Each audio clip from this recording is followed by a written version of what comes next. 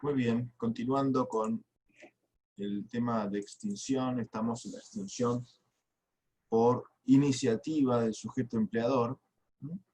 Y vamos al despido sin justa causa del artículo 245, que es que por supuesto, como dije en materia de estabilidad, no debe ser un acto caprichoso, no debe ser represalia.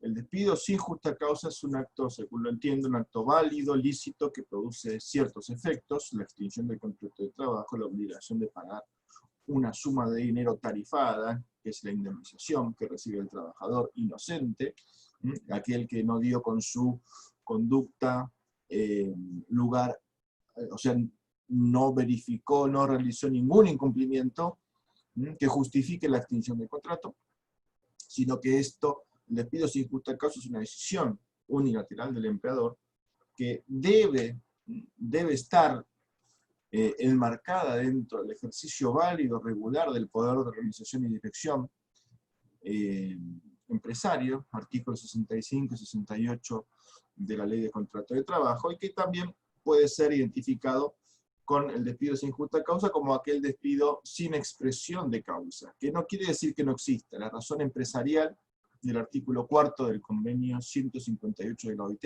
De eso se trata, la razón empresarial. Que el empleador entonces no debe ni expresar, no debe exteriorizar, ni mucho menos acreditar. Bien, ¿qué ocurre cuando existe un despido sin justa causa en estos términos? Como os dije recién, dos efectos: la extinción del contrato y el pago de una suma de dinero. Indemnización, que dice el artículo 245. ¿Cuál es la naturaleza jurídica? Se discute si es la indemnización por el daño, por el acto ilícito. Bueno, esto hay que comprenderlo, entiendo yo, como la consecuencia jurídica de la privación del trabajador, del empleo, del contrato de trabajo, a algún trabajador inocente. Esa es la justificación de esta indemnización. ¿Cuál es la base de cálculo? Bueno, tiene una base de cálculo que es la mejor remuneración mensual normal y habitual. Les digo que esta suma de dinero tarifada que debe el empleador a su trabajador, despedido sin justa causa, es 3 veces el importe de la suma de una base de cálculo. Se multiplica por 3 la base de cálculo, por cada año de antigüedad en el establecimiento, computado en los términos de los artículos 18 y 19 de la Ley de Contrato de Trabajo, o fracción mayor de 3 meses. ¿Ah? Entonces, vamos por parte. ¿Cuál es la base de cálculo? ¿Qué es esto de la mejor remuneración mensual, normal y habitual? Algunos apuntes. Se trata de la mejor. Entonces, en remuneraciones variables, como las horas extras, que puede haber que un día, o comisiones, que trabaje más, que trabaje menos, que venda más, que venda menos. El plenario de la Cámara Nacional de Personas de Trabajo, el número 98, Brandi, estableció que debe tomarse la mejor, no un promedio. A pesar de que quizás uno pueda pensar que es lo más justo, lo que la ley manda es tomar a la mejor remuneración. La mejor remuneración mensual, ¿no? Esto tiene que ver con el salario principal, con la remuneración principal, no con las remuneraciones complementarias. Como el aguinaldo, sueldo anual complementario, que existe una discusión, ¿no? En provincia hay otra decisión en provincia de Buenos Aires, pero el plenario Tulosay de la Cámara Nacional de Apelaciones, número 322, dejó en claro que el sueldo anual complementario no integra la base de cálculo del artículo 245. Debe ser la mejor remuneración mensual, entonces normal. Y esto tiene que ver con los importes. O sea, esto es, por supuesto, que es, entre comillas, especulación doctrinaria. Esto es, no existe una definición legal. Pero la ley dice normal y habitual, y uno le entiende y comparte la idea de atribuirle un significado diferente, no son meros sinónimos. Entonces, la normalidad tiene que ver con el importe que el trabajador percibe por un determinado rubro. O sea, si en horas extras percibe, no sé, 3.000 pesos promedio por mes, si un mes en el año, los últimos 12 meses, percibe 10 veces más, bueno, eso no será normal. ¿Ah? Entonces, la normalidad, según la doctrina, tiene que ver con el importe de un determinado rubro. Y por otro lado, la habitualidad, ¿no? Esto es, El rubro debe ser habitual. Entonces, si tenemos que cobra salario por hora en tiempo suplementario, horas extras, 10 meses en el año, de los 12 meses del año, bueno, podremos decir que es un rubro habitual. Si en cambio lo cobró un solo mes o 2 meses, podremos decir que no es habitual, y esto es importante porque de eso depende que integre o no la base de cálculo. Por otro lado, les dije que es la base de cálculo por año de antigüedad o fracción mayor de 3 meses. Se discutió si un trabajador con una antigüedad menor a los 3 meses tenía derecho a la indemnización por antigüedad. Si bien podría estar en periodo de prueba, lo normal es que esté en periodo de prueba, podría tranquilamente no estar. Y con ese supuesto, como por ser el trabajo no registrado. Pero si trabajó menos de 3 meses, ¿le corresponde la indemnización por antigüedad? Bueno, primero Aguadi, de la Cámara de Relaciones del Trabajo, establece que no, que tiene que tener al menos superar la fracción de 3 meses y un día. Bueno, esta indemnización, que es un mes de sueldo por cada año trabajado, o fracción mayor de 3 meses, tiene un tope máximo, que es 3 veces, dice el segundo párrafo del artículo 45, 3 veces el importe mensual de la suma que resulte del promedio de todas las remuneraciones previstas en el convenio colectivo de trabajo aplicable al trabajador. Y esto es importante, es el trabajador. Hay que ver el convenio colectivo aplicable a ese trabajador para establecer el promedio. Ahora, ¿qué pasa con los trabajadores no amparados, excluidos o no comprendidos? Esta es una distinción que no es neutra, pero no vamos a entrar ahora en esta discusión porque la ley, el texto dado a este artículo se modificó y, bueno, y esto ha dado lugar a una discusión, porque estar excluido de un convenio colectivo supone que en primer lugar está comprendido, pero está excluido por la actividad. Así que, y en cambio, no amparado, no comprendido, es otra noción distinta a los excluidos. De todos modos, generalmente se alude aquí a los supervisores o personal con responsabilidad de dirección, que no es empresario, por supuesto, pero tampoco es el trabajador comprendido dentro del ámbito de representación de quien negoció por los trabajadores ese instrumento, o no está comprendido según los términos del propio convenio colectivo de trabajo. Pero también a ellos se le aplica el tope que surge del convenio colectivo aplicable al establecimiento. Y si hay más de uno, es más favorable, otra expresión del principio de protección. Si existen trabajadores con convenios colectivos de trabajo distintos al aplicable al general del establecimiento, por ejemplo, trabajadores que tienen, por el oficio, la profesión, tienen un convenio colectivo distinto, mismo el de los supervisores, de una determinada actividad, que convivan con un convenio colectivo de trabajo aplicado a los obreros, bueno, en caso de haber más de uno, el más favorable. Otra vez, esta solución clásica en el ámbito del trabajo. Bien.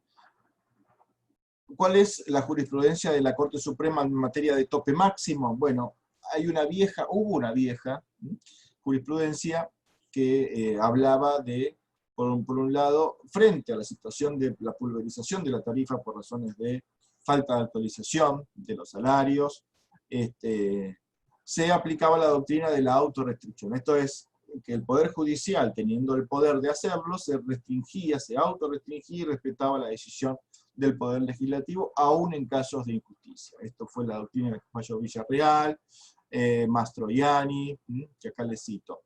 Esto fue dejado de lado con el fallo, digamos, muy celebrado, muy resonante, fallo Bisotti, también controversial, ¿no? Que estableció la doctrina de la proporcionalidad razonable entre la remuneración real y base indemnizatoria, que antes había existido, pero había sido desechada por la mayoría de los integrantes del tribunal en anteriores situaciones, casos.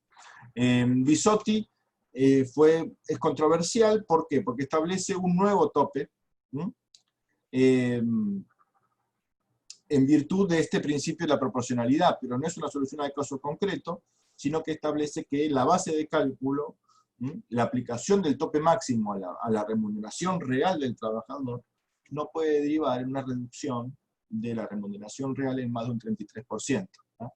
Con lo cual crea una nueva regla general y lo controvertido es, por un lado, los argumentos que se utilizaron para establecer este nuevo tope, ¿no?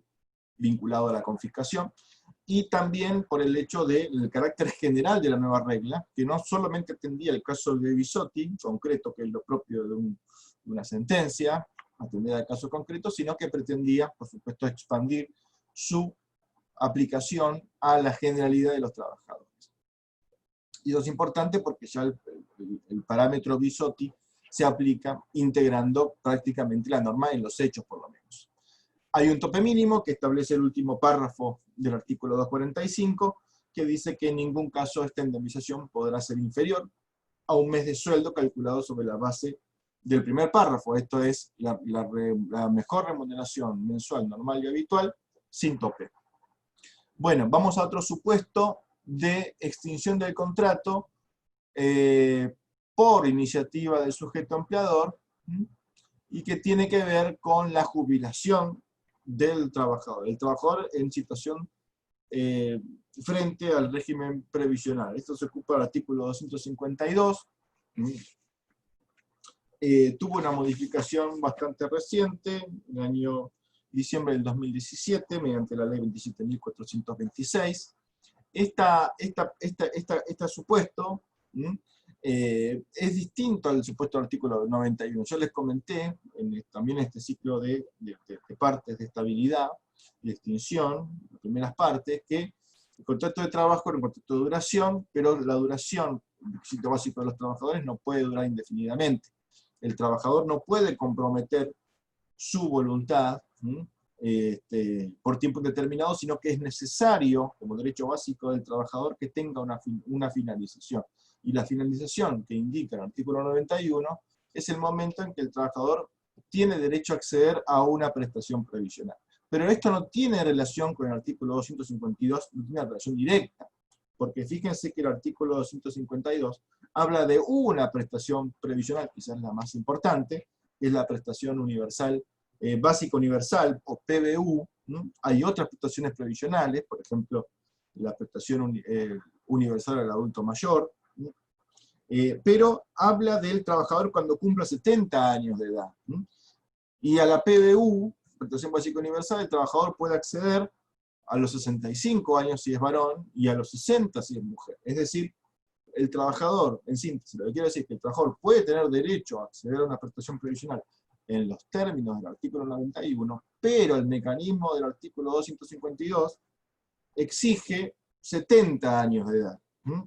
70 años de edad.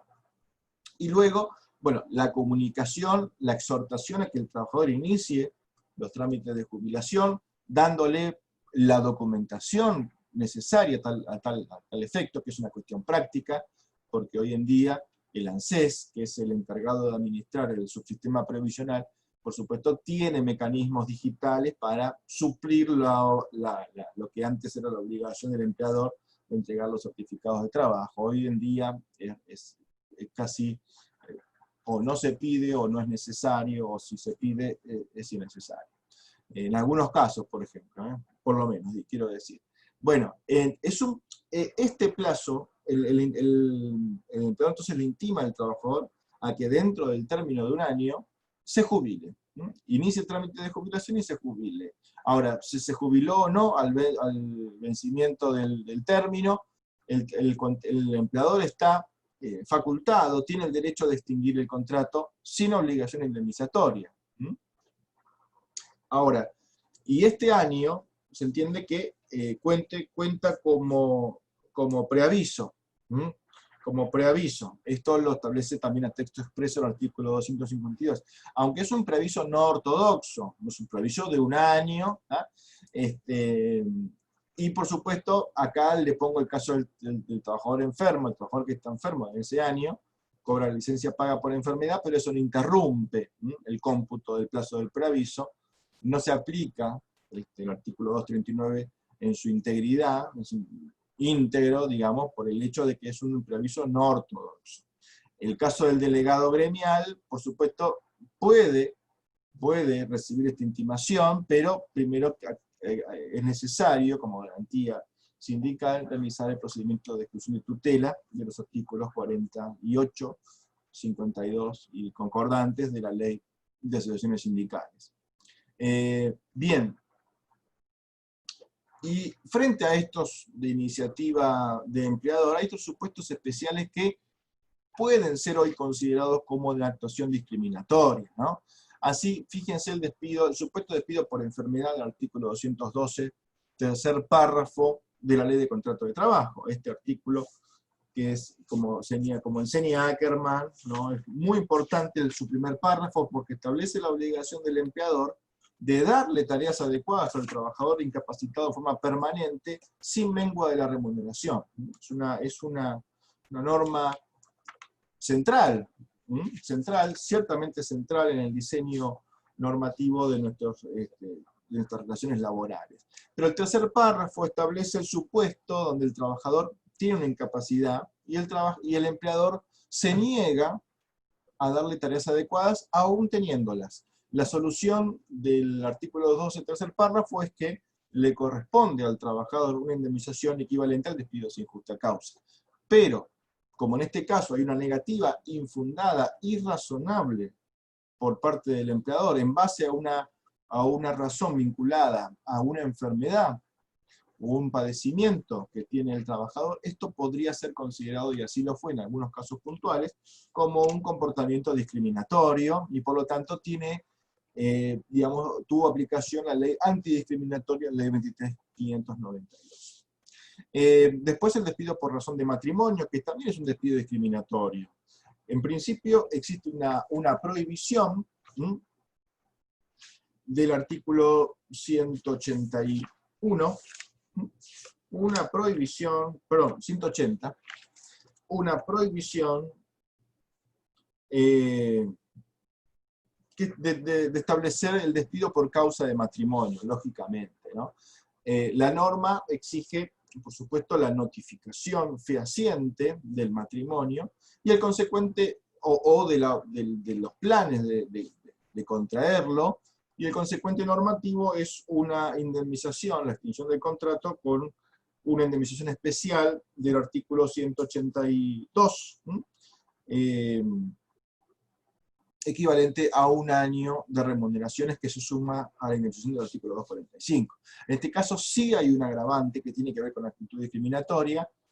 La pregunta es si esto podría ser considerado como un comportamiento ilícito, un despido sin justa causa, en los términos del artículo 4 del Convenio 158, entonces aplicar allí los estándares de la Corte en Álvarez con Cencosud, declarar la ilicitud de ese acto y, consecuentemente, el deber de reincorporar al trabajador despedido por una razón claramente discriminatoria, como es el haber contraído matrimonio o el aviso de contraerlo. Hay un plazo de presunción de 3 y 6 meses anteriores y posteriores, bueno, eso lo pueden leer tranquilamente, pero bueno, es un interrogante. Luego hay toda una cuestión de la aplicación de este mecanismo al trabajador varón, que fue resuelto en el plenario Drewes de la Cámara de Apelaciones, donde aplica la solución, pero no la presunción que establece la ley.